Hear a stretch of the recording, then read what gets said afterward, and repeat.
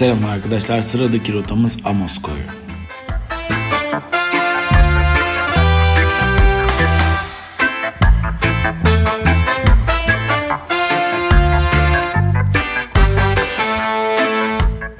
Amos Koyu, Marmaris'in Kumlubük beldesinde yer alan, hem denizi hem de tarihiyle öne çıkan bir koydur.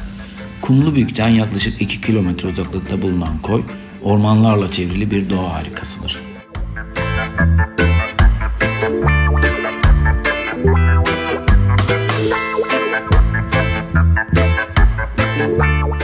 Amos Koyu'nun en önemli özelliklerinden biri denizinin oldukça temiz ve berrak olmasıdır. Koyda çakıl taşlı bir plaj bulunmaktadır. Deniz suyu turkuaz rengiyle görenleri büyülemektedir.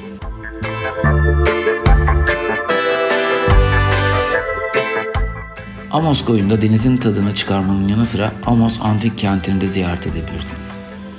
Koyun hemen tepesinde yer alan antik kent, Helenistik dönemden kalmadır.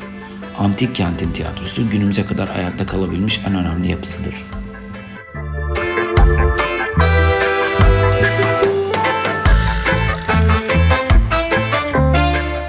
Amos Koyu'na ulaşım özel araçla veya toplu taşıma araçlarıyla sağlanabilmektedir. Özel araçla Marmaris'ten Kumlubük yönüne doğru ilerleyerek koya ulaşabilirsiniz.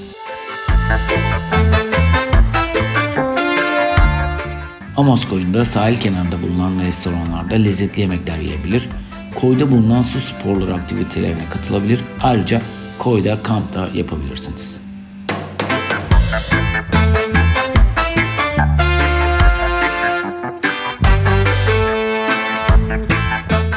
Amos Koyu, Marmaris'te mutlaka görülmesi gereken yerlerden biridir. Doğanın ve tarihin keyfini çıkarmak için Amos Koyu'nu ziyaret etmenizi tavsiye ederiz.